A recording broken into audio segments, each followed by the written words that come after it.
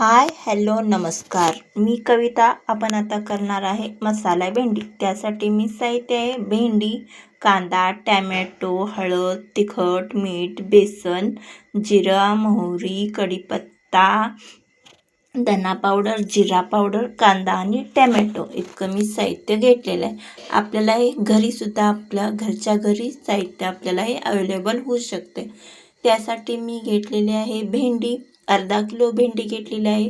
ती मस्त पुसून कट करून घेतलेली आहे. त्याच्यात मी तिखट आणि मीठ घालणार आहे आणि 2 ते 3 चमचे बेसन आणि हळद थोडीशी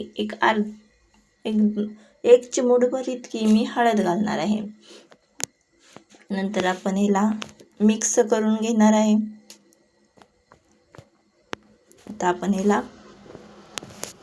मिक्स करून घेऊया. तर हळद, तिखट, मीठ, बेसन. तिखट आपल्याला चवीनुसार आपण घालणार आहे. ह्याला परत 1-2 वेळा आपण तिखट वापरणार आहे. त्यामुळं आपण आता इथं तिखट कमी घेतलेलं आहे. मी हे पूर्ण आता मिक्स करून घेणार आहे. पूर्ण मिक्स करून घेतलं की एका कढईमध्ये मी तेल घेतलेलं आहे. आपल्याला जितकं पाहिजे तेवढं मी तेल घेतलेलं आहे. आता मी अर्धा किलो भाजीसाठी आपण परत आणि एकदा तेल वापरणार आहे. त्यामुळे इथं मी थोडंसं तेल घेतलेलं आहे. नंतर त्याच्यात आपण मसाला लावून ठेवलेला आहे. ती भेंडी घेऊन त्याच्यामध्ये 2 ते 3 मिनटं आपण ह्याला भेंडीला परतून घेऊया. मस्त असं आपण आता ह्याला 2 ते 3 मिनटासाठी आपण भेंडी परतून घेऊया. नंतर भेंडी परतून झाली की ह्याला एका प्लेटमध्ये काढून घेऊया. मस्त आपली अशी भेंडी मस्त परतून झालेली आहे बघा. मसालाही त्याचं बेसन आहे ना, आता आपण त्याच्यात बेसन घातलेलं, त्या बेसनचा कच्चापणा जाण्यासाठी आपण भेंडी आता भाजून घेतलेली आहे.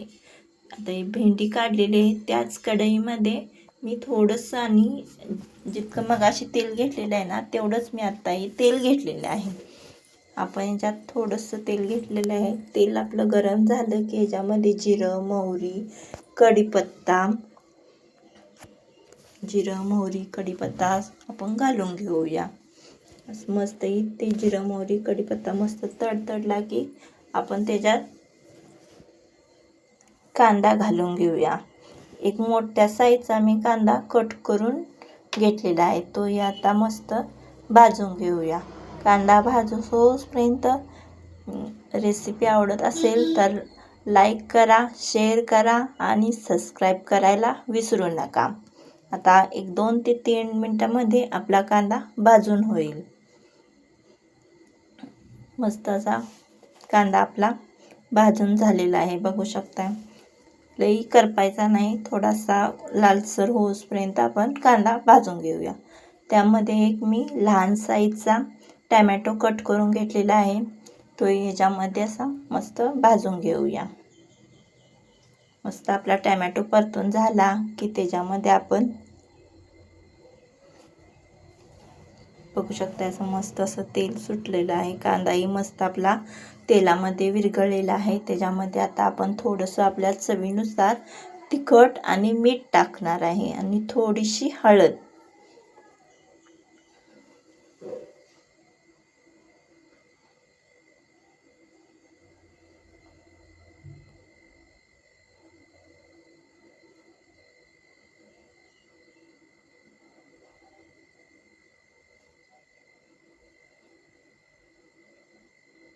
मस्त आता तिखट, मीठ, हळद घालून मस्त परतून घेऊया. परतून झालं की त्याच्यामध्ये आपण दही घेतलेलं आहे. त्या दह्यामध्ये धना पावडर, जिरा पावडर, हळद, तिखट, मीठ संपूर्ण मिक्स करून घेऊया.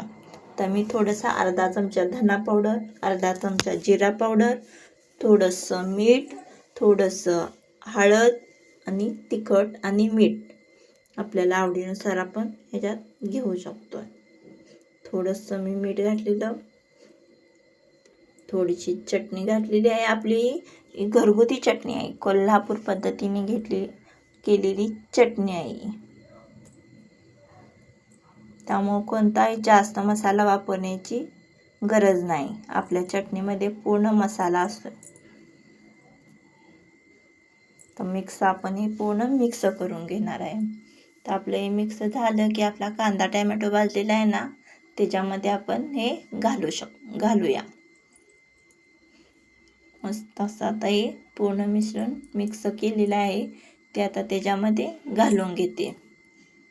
घालून घेतल्यानंतर मी थोडंसं वाटीमध्ये मसाला राहिलेला आहे ना, तो त्याच्यात पाणी घालून थोडंसं खळबळून मसाला पूर्ण त्याच्यात मिक्स करून त्याच्यात थोडंसं पाणी ओतून घेतलेलं आहे.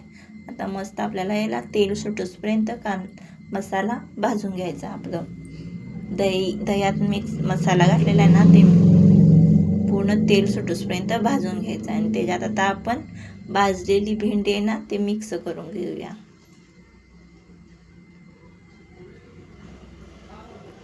मिक्स करून घेऊया. थोडंसं वाटीभर अर्धी वाटी, ज्या वाटीनं आपण दही घेतलेलं आहे ना, ती वाटी मी अर्धी वाटी पाणी घातलेलं आहे. तर इथं मिक्स करून घेऊया आणि अर्धी वाटी विलीत कमी पाणी ह्याच्यात घालून मस्त आपली अशी भेंडी शिजवून घेऊया त्या पाण्यामध्ये. थोड्याशा पाण्यामध्ये लई पाण्याची गरज नसते भेंडीला, त्यामुळे थोडंसं पाणी घालायचं आणि मस्त आपली अशी भेंडी तयार होती. थोड्याशा पाण्यामध्ये मस्त झणझणीत अशी भेंडी आपली मसाला भेंडी आपली तयार होते. 2 ते 3 मिनटात आपली मसाला भेंडी तयार झालेली आहे इथं शिजवून. मस्त बघू शकता आता मस्त तर्री अशी सुटलेली आहे. चला तर मग रेसिपी आवडत असल्यास तर सबस्क्राईब करायला विसरू नका. बाय.